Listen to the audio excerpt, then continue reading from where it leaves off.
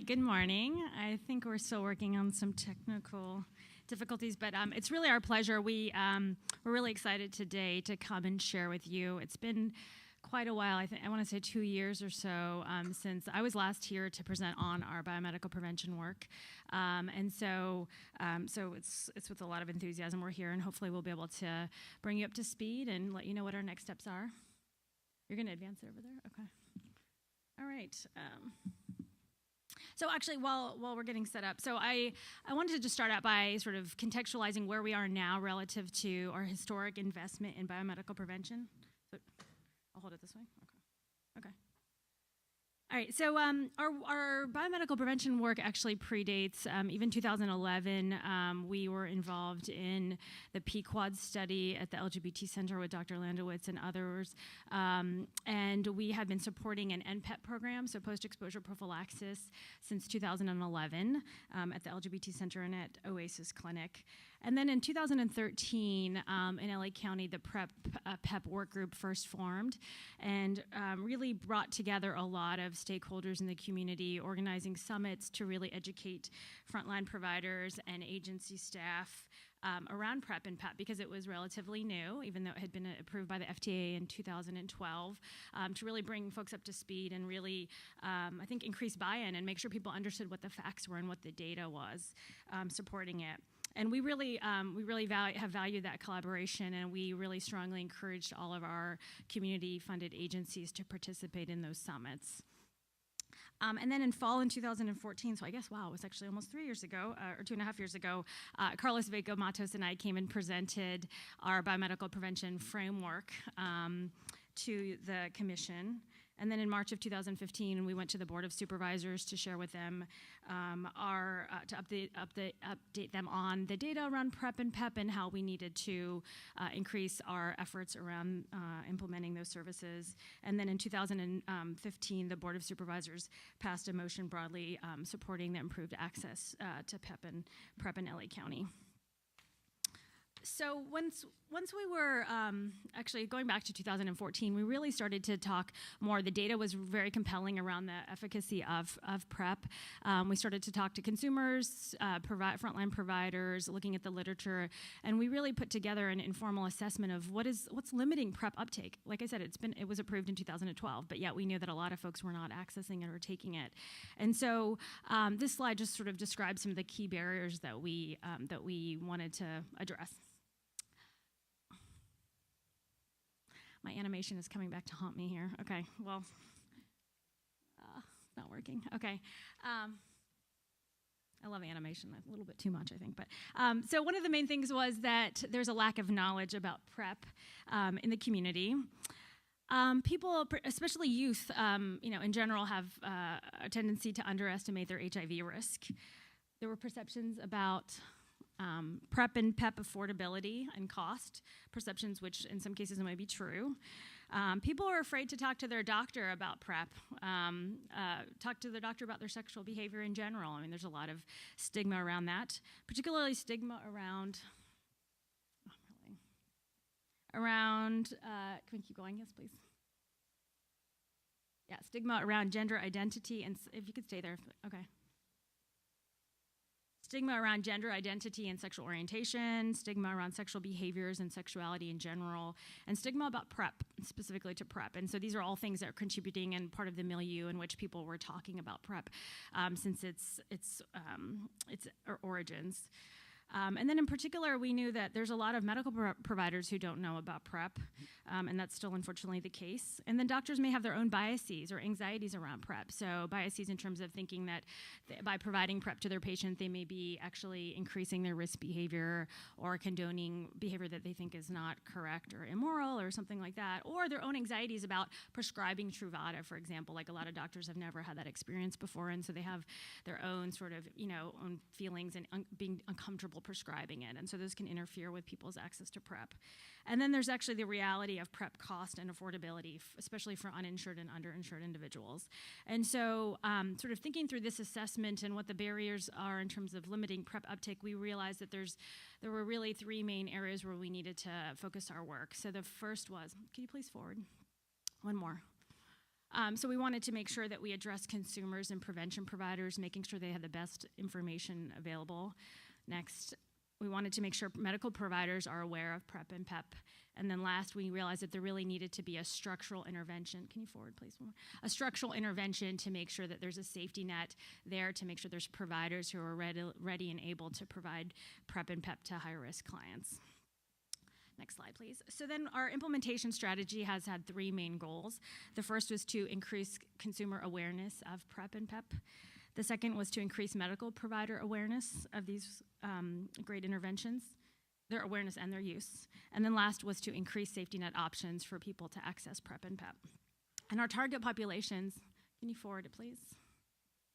Our target populations are African American and Latino, gay and bisexual men, trans individuals, and heterosexual women at elevated risk, including women who have a history of IV drug use. And this is really based on the local data that we have as well as national data. And so what I wanted to briefly share, if we can go forward, is data that you may have seen before. It was released last year by the CDC of national estimates of lifetime risk of getting HIV for different demographic groups. So I believe this has been presented at the commission before. I think Mario and others have presented it, but just to sort of help contextualize our PrEP efforts and which populations we absolutely want to make sure we're focusing on. So you can see that in general group categories, 1 in 20 African American men will get HIV in their lifetime, 1 in 48 African American women will get it. And then 1 in 48 Hispanic men. Thank you. Okay, thank you. Yay. And then in terms of transmission groups, 1 in 6 men who have sex with men will get HIV in their lifetime. 1 in 23 women who inject drugs will get HIV in their lifetime, and 1 in 241 heterosexual women. So, whenever I talk to like larger primary care groups, I think this is the statistic that seems to be the most surprising to a lot of people. It's actually not that low of a ratio. I mean, it's higher than you would think. So. And then in terms of the particular groups of men who have sex with men, 1 in 2 African American gay and bisexual men will get HIV in their lifetime. 1 in 4 Latino or Hispanic men who have sex with men will get HIV, and 1 in 11 YMSM. So again, these are really grounding us in the groups that we feel like most need to know about this very safe and effective intervention. So what I'm going to do now is hand it over to Dr. Leo Moore, our Associate Medical Director, to go into more depth about the elements of our implementation plan, and then I'll just come back up for some summary comments. Good morning, everyone. I'm really excited to be presenting this data and this information. We got started on this, as Dr. Kulkarni mentioned, as far back as 2011, but even in my short time in my role, about 6 months, this is the work that I was brought in to do and work that I believe in. So just to revisit our PrEP implementation strategy, and that's focused on 3 main goals. Again, goal 1, to increase consumer awareness about PrEP. Goal 2, to increase medical provider awareness and use of PrEP.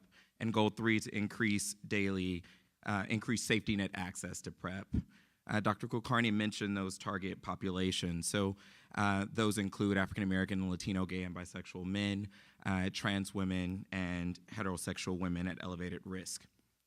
So for goal 1, increasing consumer awareness about PrEP, we've really been focused on ensuring that there are adequate PrEP educational materials. We've created pamphlets and worked on our website, getprepla.com, which has a provider directory, as well as having basic information about PEP and PrEP on the site. We are also excited about increased functionality that we're adding to that site, including adding Is PrEP Right For You risk calculators and things that patients are then able to use to determine if PrEP is a good tool for them, and going from that education to action, and that they be able to identify a provider who could start them on PrEP through our PrEP provider directory.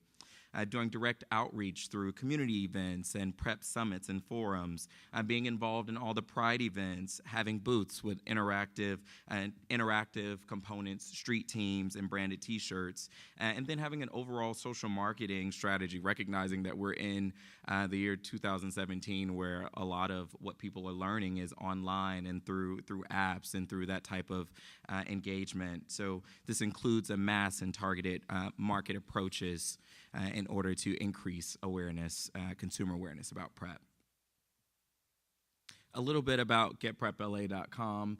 Our website includes, as I mentioned, information about PrEP and PEP, how to find a doctor, resources for providers. It's in English and Spanish.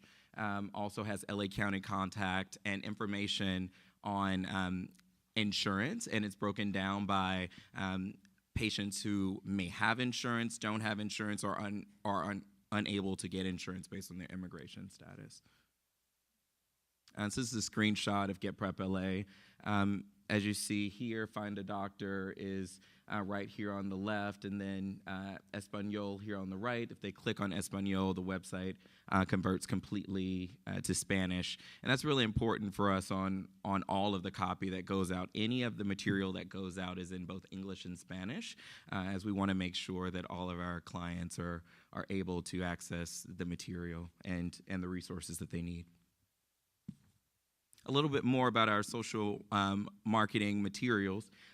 We have current pamphlets which are displayed below, and a future pamphlet with more detailed information, including how to get PrEP in 5 easy steps. And it takes the person from what is PrEP right for you, all the way to where they can get PrEP through our safety net and also through the PEP provider directory. This pamphlet also includes a map and contact information for all the DHSP funded sites. We have the Protectors characters, which are on our site, and we're excited to be expanding the Protectors soon.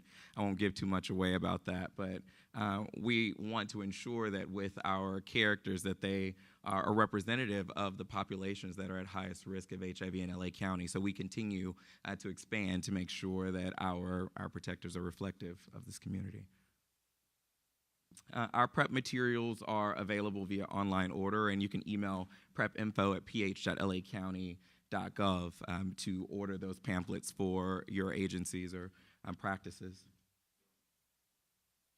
Outreach. So in 2016, we did quite a few events, including the Kingdom Day Parade, Outfest, Long Beach Pride. We did an event with Reach LA, Love, Prep, and Happiness, Power Fest, and then this year we've already done the King Day Parade and are really excited to continue doing events in the community, and this year with specific focus on increasing the amount of events that we're doing for Black and Latino heterosexual women and for people of trans experience.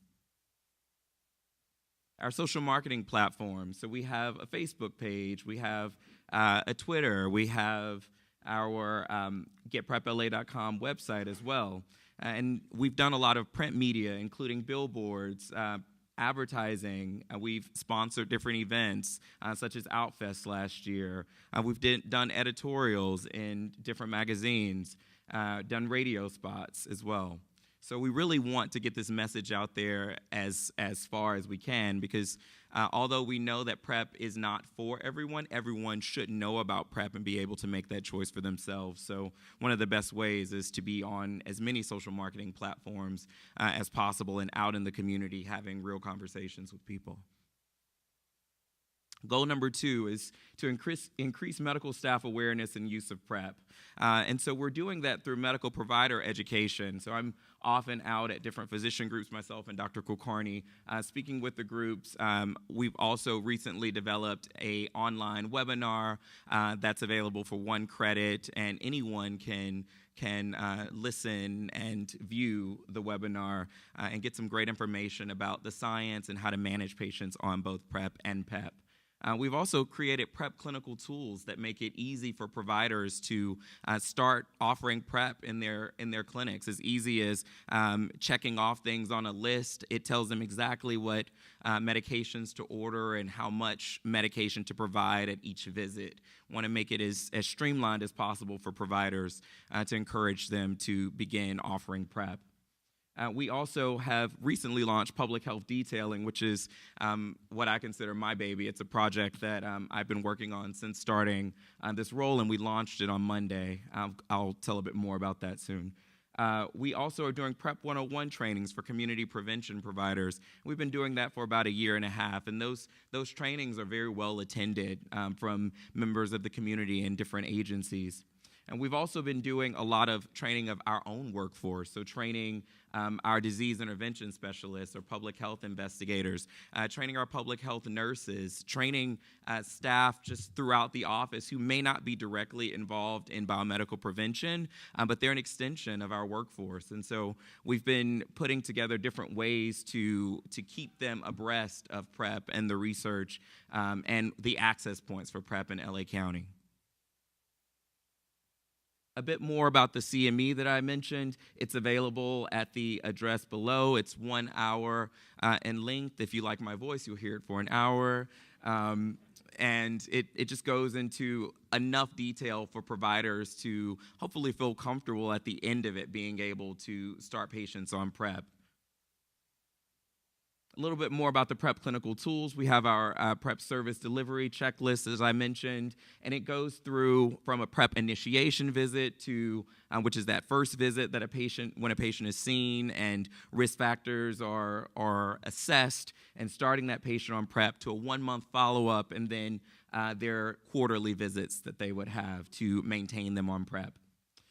On the right-hand side, we have our LA County PrEP guidelines, which really goes into detail about patients who we recommend initiating PrEP on and patients we recommend discussing PrEP with. So some of those patients that we recommend initiating PrEP that day include patients who have a diagnosis of rectal gonorrhea or early syphilis within the past 12 months, patients who are engaging in substance abuse such as methamphetamines or popper use, and patients who have a history of providing sex for money or drugs. Patients that we recommend having the conversation with about PrEP include patients who come into the clinic who say, I think that I should be on PrEP. We recognize that every patient's not going to be comfortable disclosing every action that they're having and all of the different ways that they may be at risk. But if a patient comes into our clinics and says that they feel that they should be on PrEP, then we're going to get them on PrEP because that risk may be unstated but may very well be there. Other reasons that we would consider putting or recommend initiating that conversation about PrEP in people who inject drugs, in heterosexual women who may be in relationships with partners that may be having sex with other men. So that just to give you a flavor. But all of these, both of these documents are available at our website, ph.lacounty.gov/DHSP. So a little bit more about who to PrEP. I mentioned most of this, but ensuring all male and transgender patients who have sex with men know about PrEP. Recommending PrEP to MSM and transgender patients who have that diagnosis of gonorrhea or early syphilis, substance abuse use, and provided sex for money or drugs. And recommending PrEP to any patient in a sexual relationship with a person living with HIV who's not virally suppressed. And also discussing PrEP with patients at elevated risk of HIV to determine if it's right for them, all patients who are at elevated risk. A little bit more about public health detailing. So public health detailing is the process of sending out health department representatives who are often ex-pharmaceutical reps or experienced in medical sales or pharmaceutical sales to give a 5 to 10 minute educational session to providers about PrEP. So we used CaseWatch, our data management system, to determine clinics that had the highest STD morbidity. So these are clinics with high rates of rectal gonorrhea cases and early syphilis. And we identified over 400 with our detailers planning to go out to over 300 of those clinics. And they're spread throughout LA County. They started on Monday, and they've already seen at least 30 or 40 clinics at this point. So they've been getting great feedback, and we've even been receiving emails from different clinics wanting to schedule those visits, which we're really excited about because that shows the buy-in that they already have. But these visits are centered around 4 key messages. Number 1, taking a thorough sexual history, which we know that our tagline for this is, if you don't ask, you'll never know. So if a provider is not doing a sexual history, they're not able to assess risk. Screening and treating sexually active patients. And so we include the California STD treatment and screening guidelines to refresh providers and provide them a quick resource that they can use when screening and treating STDs. The third key message is to talk about PrEP and PEP, and finally, to prescribe PrEP and PEP. If it's a patient who's at high risk that you've identified from that sexual history, to prescribe it, to get them started. These are a few pictures of our provider action kit. And so it includes both patient and provider resources. Some of those provider resources include the LA County guidelines that I just shared, our PrEP and PEP FAQs, which really drill down into some of those key questions that providers will have. And it serves as that quick reference that they can look at to have answers to those questions in real time, as well as some quick reference cards. We know that a lot of providers carry their white coats, so there are our pocket cards that they can keep in their coats or pin to their workstation to remind them of how to start a patient on PEP or PrEP and manage them. Some of the patient resources include posters, information sheets, and tear-off pads that help the patient to determine if PrEP is right for them. So as I mentioned, this was launched on February 6th.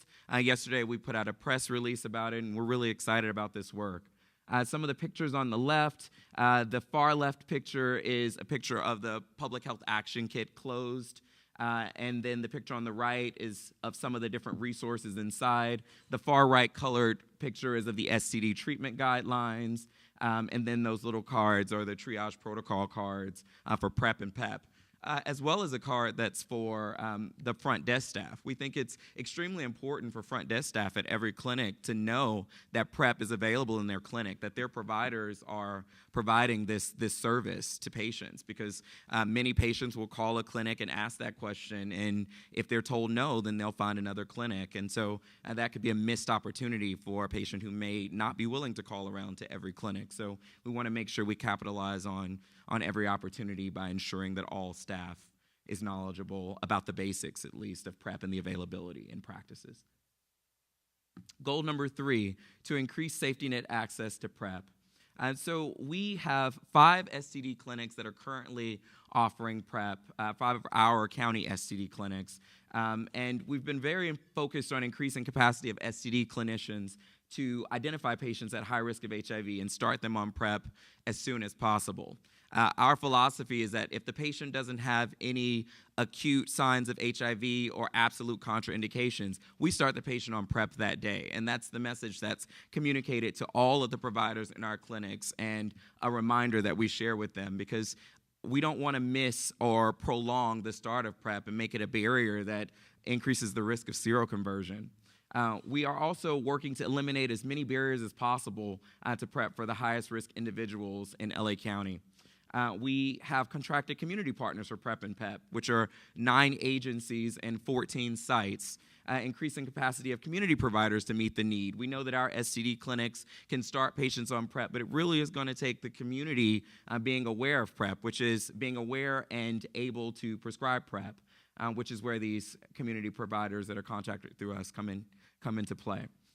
We're also supporting navigation and benefits enrollment to maximize third-party payment for PrEP. So these clinics have benefits navigators who are able to assess a patient's insurance status and help them to get insurance if they qualify, or to get Medi-Cal if they qualify.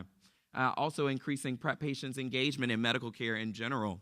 I definitely think about men not having that clear segue into medical care that women have for reproductive health, and thinking of PrEP as a way to get them into care and get them used to seeing a provider regularly.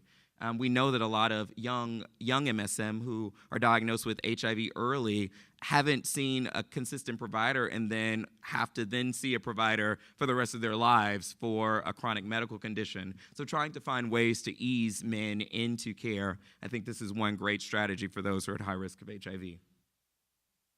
So this is a map of our LA County Biomedical Prevention Safety Network. So we're calling the combination of our STD clinics and our PrEP Centers of Excellence our safety network. And so it includes the 14 sites that are contracted with us and our STD clinics. And so as I mentioned, 5 of our STD clinics are currently offering PrEP, and we have an additional 4 clinics that will be coming on board this year. So there's been a lot of buy-in from our STD clinics and a lot of excitement to be able to offer a new service. And so we're capitalizing on that and expanding as fast but as efficiently as possible. So a little bit of data on our PrEP clinics, our STD clinics. So since we started back in around October of 2015, we have patients at a median age of about 21 years old. They were either provider or patient initiated on PrEP, and initially there were more patients who were initiating and less providers, but we've seen a shift that there are at least more providers currently that are willing to have that conversation and initiating that conversation, although patients still are the majority that are initiating the conversation. And we think it's important for both to feel comfortable initiating the conversation to ensure that the patient gets started on PrEP. PrEP uptake was high whether providers or patients initiated the discussion. And one thing that we're really excited about is out of those 241 clients who were assessed for PrEP, 210 clients were initiated on PrEP.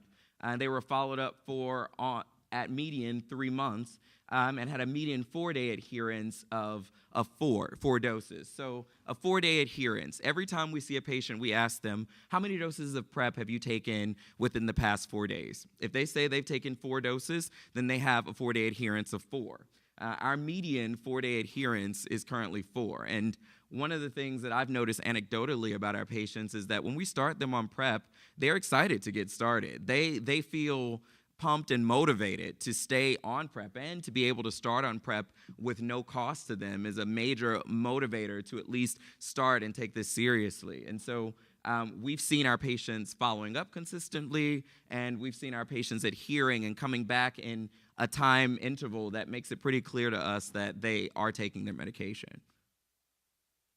A little bit more about the Std Clinic Data. These are our indicators for PrEP use. So every patient who started on PrEP, we have our intake form say which risk indicator that patient is being started on PrEP for. And so the provider or the public health investigator has to bubble in whichever apply, and they can check as many as apply. So from reporting HIV positive partner and anal genital STD in past 12 months, we think of those as some of the highest risk patients, including as well those who report unprotected anal intercourse, all the way down to those who use stimulants.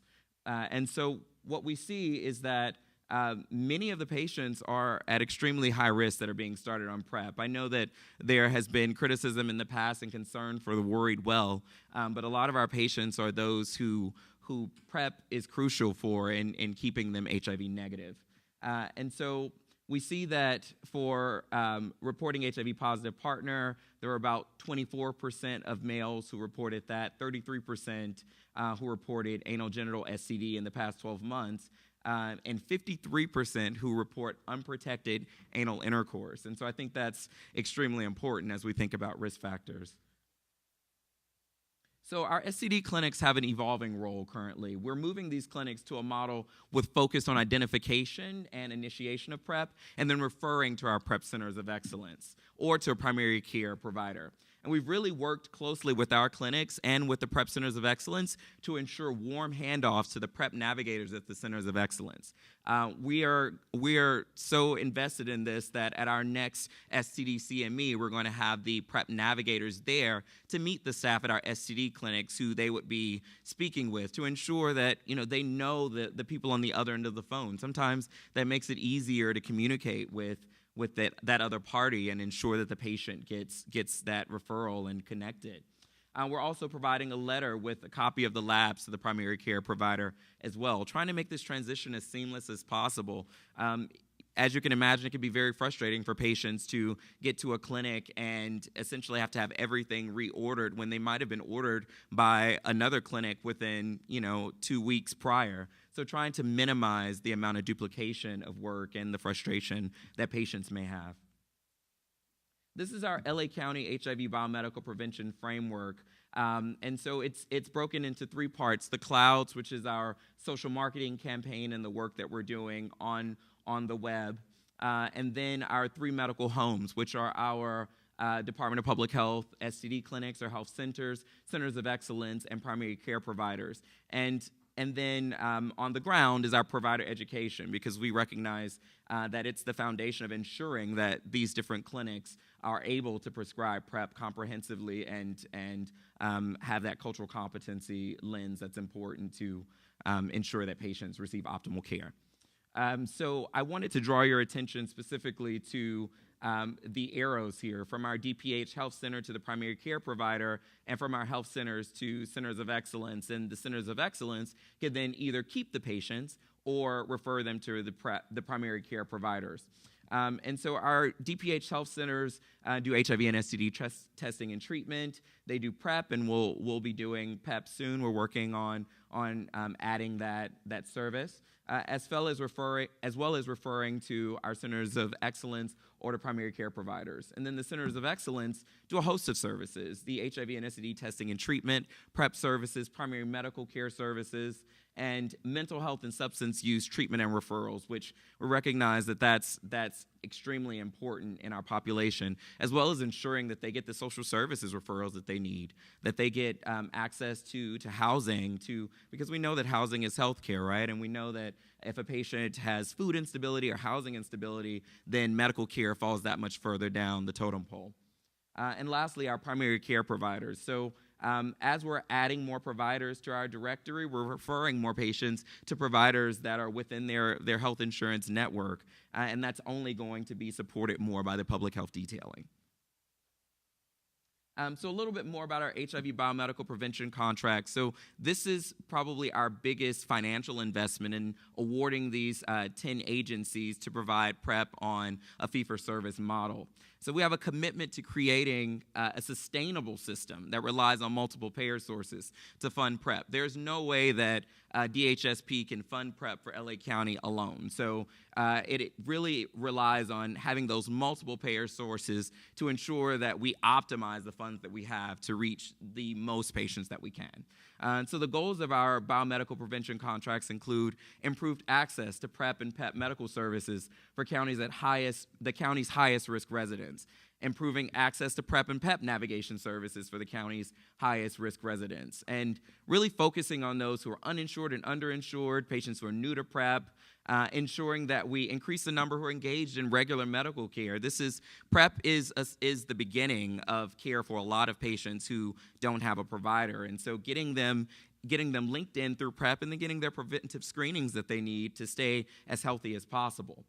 Increasing the number enrolled in health insurance through the program, and increasing the number linked to mental health and substance abuse services through the program. So what constitutes a PrEP Center of Excellence? I know I've mentioned a PrEP Center of Excellence multiple times throughout this presentation, but these centers have to have four main components that they embody. Cultural competency to increase uptake in the target population. We're very clear in the call for contracts that these centers have experience working with the target population. Clinical expertise in HIV prevention and treatment. Extremely important that if you're going to prescribe PrEP, that you have the expertise to be able to do it safely and effectively. Supportive services tailored to the needs of clients. Sustainability through the use of insurance, third-party billing, and patient assistance programs, as I mentioned, and leveraging multiple payer sources. So these contracts have been in place since fall of 2017 and include reimbursement for screening, education, support services, benefits navigation and enrollment, medical visits, and labs, with the caveat that medications are covered through insurance and patient assistance programs, again, working to optimize multiple payer sources. Those support services include a host of services: risk behavior screening and brief interventions, combination prevention education, benefits navigation and enrollment, referral for services, reassessing patients to ensure that they still meet criteria for the program, and referral and linkage to primary care for those patients who referral would be best for, given that they would be better served, for instance, in another center, and linking them to primary care. And through that, the Center of Excellence receives funds to do that operation.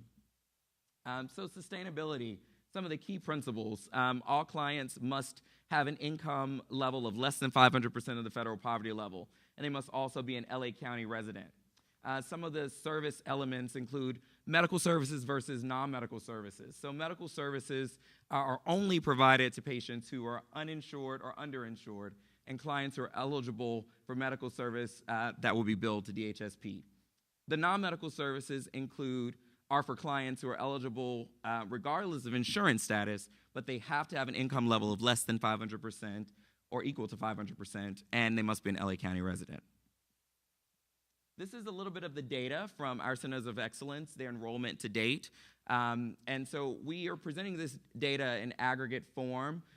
We recognize that many of our clinics are in different parts of implementation, and that some clinics have really ramped up services and other clinics are still working to optimize their systems. But there are clinics that are really implementing this program and have the lion's share of patients in this program. And so I just want to mention them, such as JWCH, the LA LGBT Center, and Tarzana Treatment Centers. But overall, our agencies have enrolled 332 clients, mostly males. I think there's work to be done across the board to increase the amount of females and transgender patients who are started on PrEP in our centers.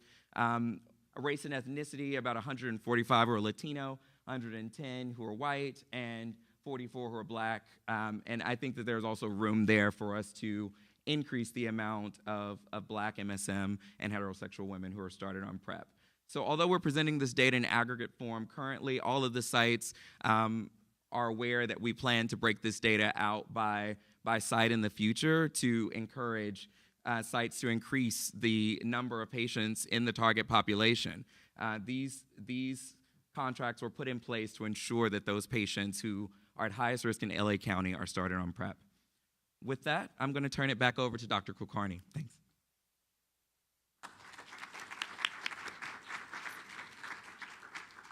Fantastic. So hopefully you got a sense of how busy we've been and a lot of different fronts. Yeah, so I think Leo did a great job laying that out for you all.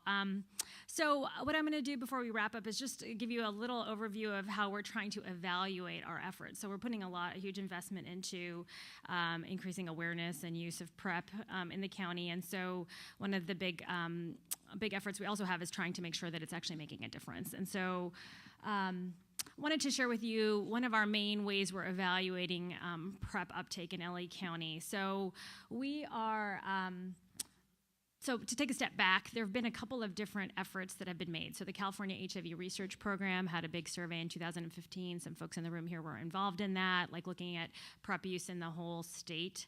And then the National HIV Behavioral Survey is a national CDC-funded survey that has different risk groups surveyed every year.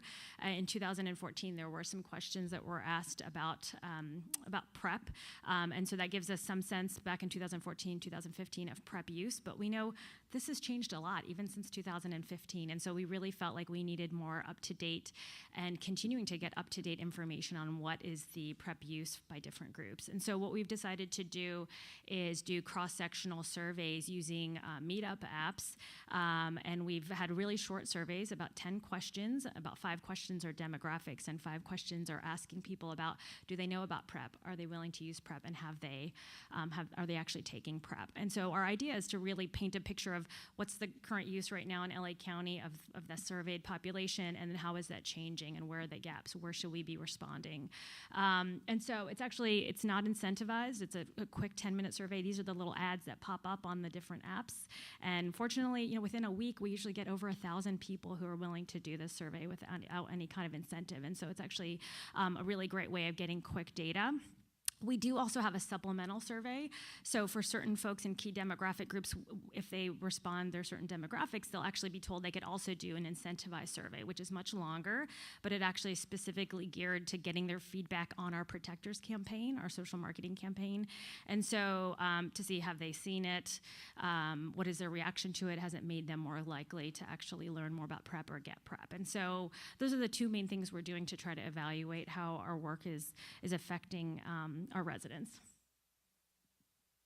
And so I could share a lot of different data on this, but I decided to just present a summary and let you know where we're at in LA County right now based on the most recent surveys we have. So overall, and again, this is limited to MSM, we have tried to include transgender women in our outreach, and the current methodology we've had very few people actually participating, and so we're re-evaluating how we're doing that to try to get better data. And so in terms of awareness, we feel like overall the awareness is over 85% based on these app-based surveys as well as other data points. Willingness, over 75%, so suggesting general acceptance of PrEP use in the population of MSM in LA County. And then use, the estimates range between 18 and 25% overall. And that's a substantial increase since 2004 when we had the National HIV Behavioral Survey where I think less than 2% were using PrEP at that time. And then, of course, we like to break it down in all kinds of ways, and race ethnicity is a really important way to look at the data. And so what we've seen, so the column on the right side is our NHBS from 2014. You can see what the awareness was then, and so you can see that just in general, since 2014 to 2015, it's increased quite dramatically, but you can see that there are some mild variations by race ethnicity group. The most profound disparity that we found was for individuals who were Latino and opted to take the survey in Spanish, the greatest disparity in awareness of PrEP. So when we looked at willingness to use PrEP, there wasn't as much disparity, but definitely in awareness. So it's something that we really need to think through and address. So the other thing that we've done is we've put together a PrEP continuum of care, or care continuum. So it's similar to the HIV care continuum. The idea is to really set a benchmark by which we're saying, here are the folks who are at risk and need to be treated, need to be offered PrEP and get on PrEP. And so the way that we did this is we had a couple of different analytical methods in which we tried to estimate the size of the population of people in LA County, men who have sex with men in LA County who actually have a pretty strong indication for PrEP. And so the method that we have here, and we're in the process of writing this up for publication, is we actually looked at the number of HIV positive MSM in LA County who were virally unsuppressed, including those people who were undiagnosed, who were unsuppressed.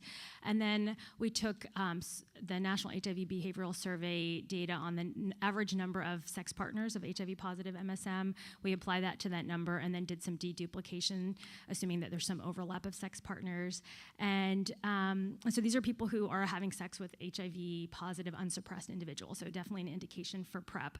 And so we came to about 58,000 people, MSM in LA County, who would have that strong indication for PrEP, which is about 24% of the MSM population in the county.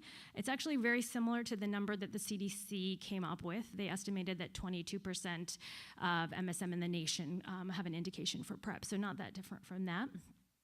And then what we did is we applied our most recent survey data on the awareness and then willingness and use of PrEP. And so the idea was to really say, okay, if we know this 58,000 folks are at risk, if we just applied these general estimates of awareness, we know that there is a gap there. So there's thousands of people who still need to hear about PrEP. There's actually the drop-off between awareness and willingness is actually quite small, and so that's something that's been consistent in all the surveys, is most people aware of it are actually willing to use it. But the biggest drop-off, as you can see, is in actual PrEP use, and so that's where we continue to have to make a lot of investments and efforts.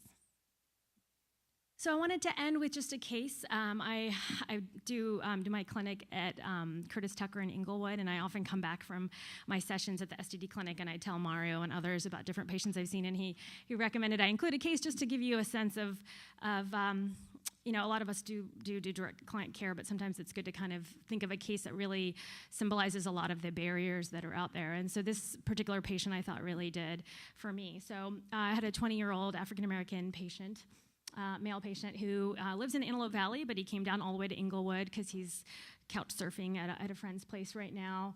But he came in late January because he had a widespread rash all over his body that was consistent with secondary syphilis.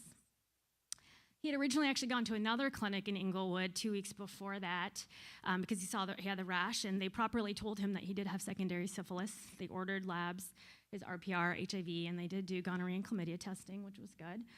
But they didn't have penicillin treatment there. A lot of offices don't actually stock it, or it's very expensive for them to do so. So they told him that he'd have to go to the Std Clinic.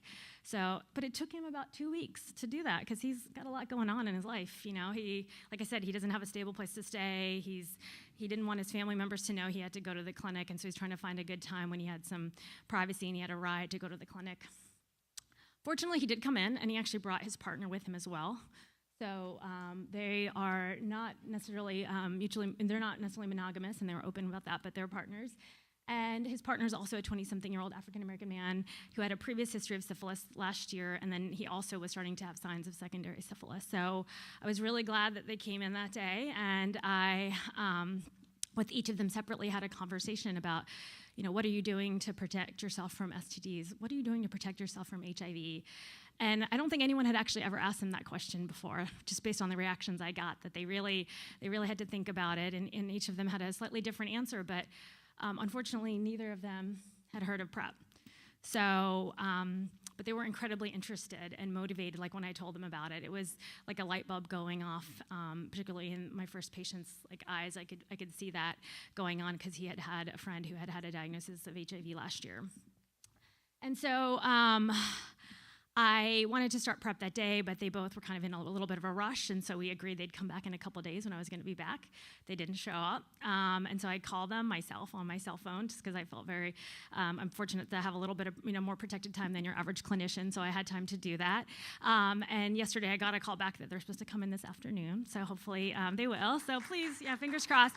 So, but the reason I bring this up is because I think it highlights, how the awareness really does make a difference, right? There still are really at-risk folks in our county who don't know about PrEP.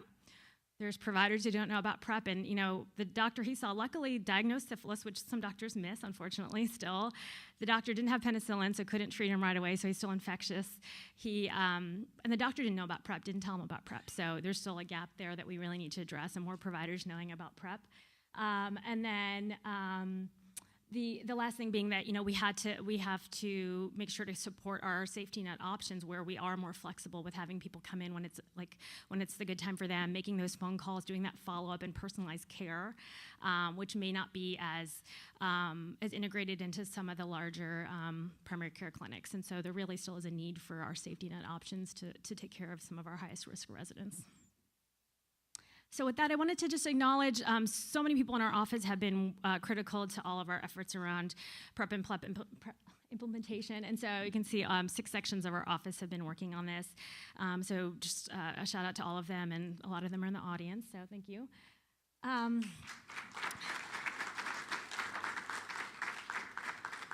And then I did also want to mention, just give thanks to the PrEP and PEP work group of really helping us think through what our response needs to be, hold us accountable for what we said we're going to do, and continue to work with them. There are 3 sub-work groups that they came up with, really aligned well with our 3 priority goals, and I think was really great as a way to move forward. And then the new LACC Pen group is a group of peer navigators really trying to give each other technical assistance and share best practices, and I think that's really critical because we're all learning through this process. I think I've shared that with our Centers of Excellence staff, that this is a new uncharted territory to do biomedical prevention, do HIV prevention in a more clinical setting, and so I think we're all trying to learn from that experience together and do it the best way we can. So thank you. Thank you, Dr. Kulkarni. Dr. Moore, thank you very much.